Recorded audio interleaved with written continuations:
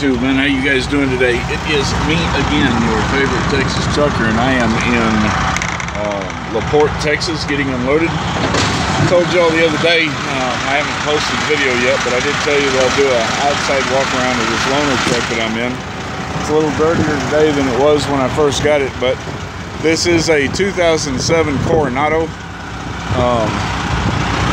And it's got a Detroit 60 series engine in it. This truck belongs to Kevin Collier. Kevin Collier is the owner at C Transit. He usually puts a company driver in it, but he got rid of the company driver that was driving it before, and it's been sitting idle for a couple of weeks. And when my truck broke down, he told me that I could go ahead and take this one out so that I could still make money.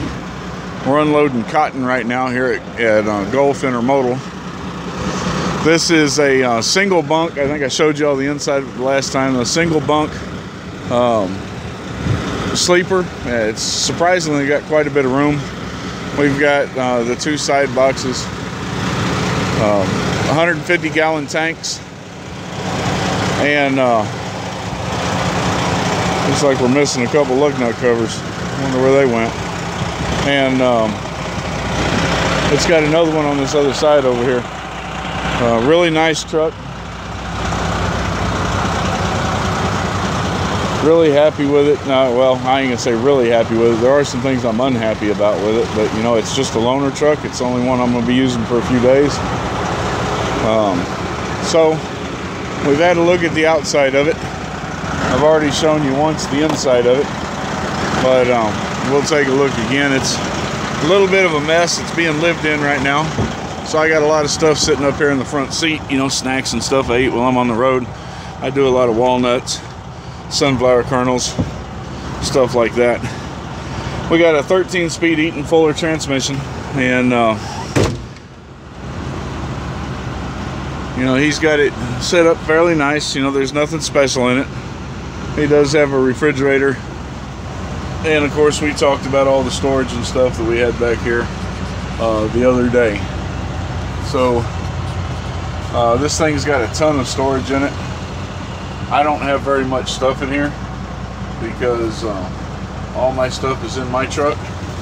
But anyway, that's the look at the truck. Okay, my impressions of the truck. Okay, first impressions. My first impression of the Coronado was actually a few years ago. Honestly, I didn't like it. Don't really care much for the looks of them.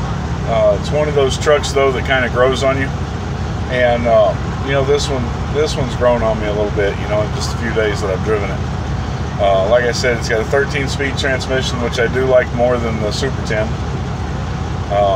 and it's got a Detroit 60 engine in it. It's hard for me to really give a review of the Detroit 60 because the boss has got it turned down. He didn't like the or I guess didn't really trust the driver that he had in it before, so he turned it down to 435 so that, you know, just in case. And because of that, this thing will barely break 70 miles an hour. Has a little bit of issues pulling uphill, and the fuel mileage on it, let's see here, if we see, we can turn this wheel right here so you can see. That's what fuel mileage it's getting right now, and that is absolutely horrible. I really don't think the boss knows that. So I'm going to bring that to his attention and strongly suggest that he do something about it.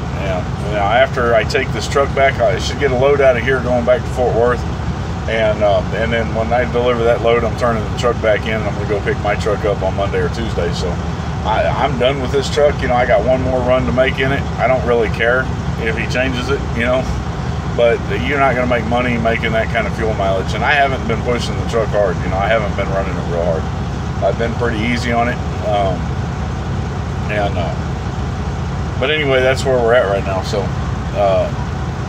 the Detroit 60, I think, could be a really, really good motor if this one was turned up and tuned up. The ECM was tuned up so that it ran as efficient as it could possibly run. In first, second, the low side gears, this thing's got a ton of power.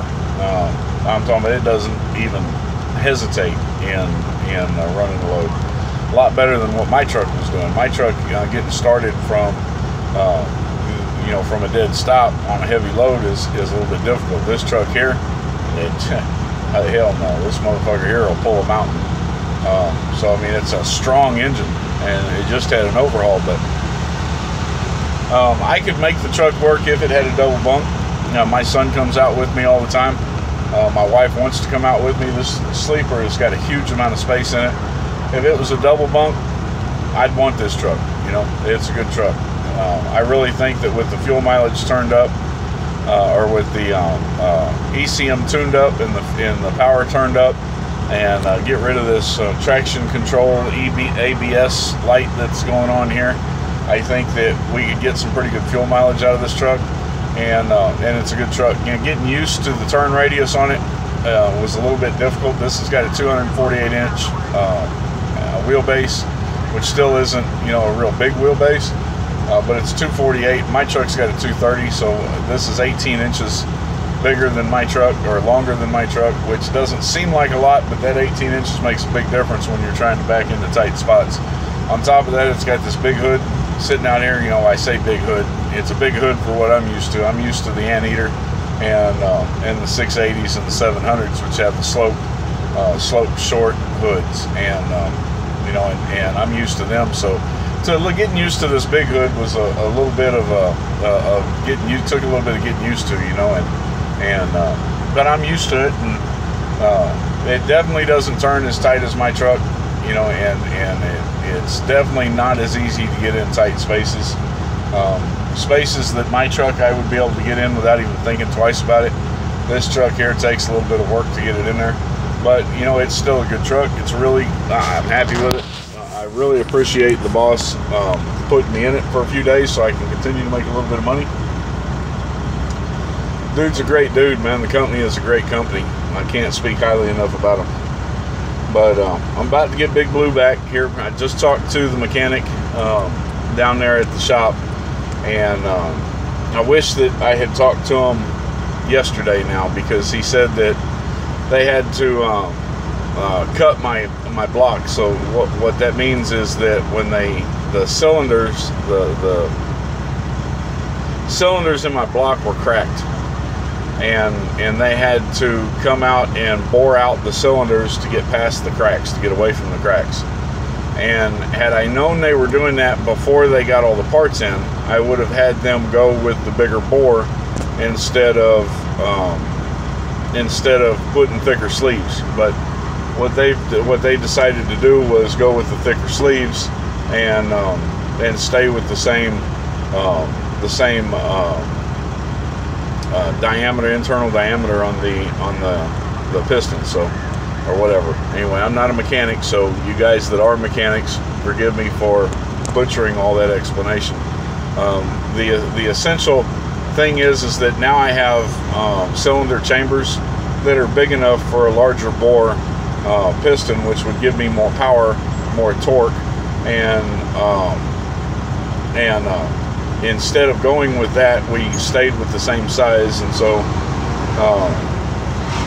you know, if I ever have to do another rebuild, which hopefully I'll never have to do another one, but if I ever have to do another rebuild on it, I'll probably go with the bigger size. So anyway, that's kind of the update. That's where we're at. I know this one wasn't all that long. We'll let you know. I'll do another video once Big Blue is out, but I did want to show you the walk around of the truck, the outside of it. Last video I showed you the inside of it. With any luck, I'll be home tonight. If not, I'll be home tomorrow, and I'll upload both these videos. I'll make sure and upload them in order so that, you know, you get the notifications on them in order. If you're watching this video first, then there's another video that's going to come right above it, and you know, it'll be titled update, you know, borrowing a truck from the company or something like that, you know. And then this one will be update part 2 on the truck, and then I'll do a third one when I get Blue back, and it'll be update part 3, you know, getting Blue back or whatever. So something like that. Be looking for those, and then we'll catch y'all on the flip side, man. Y'all take care and peace out.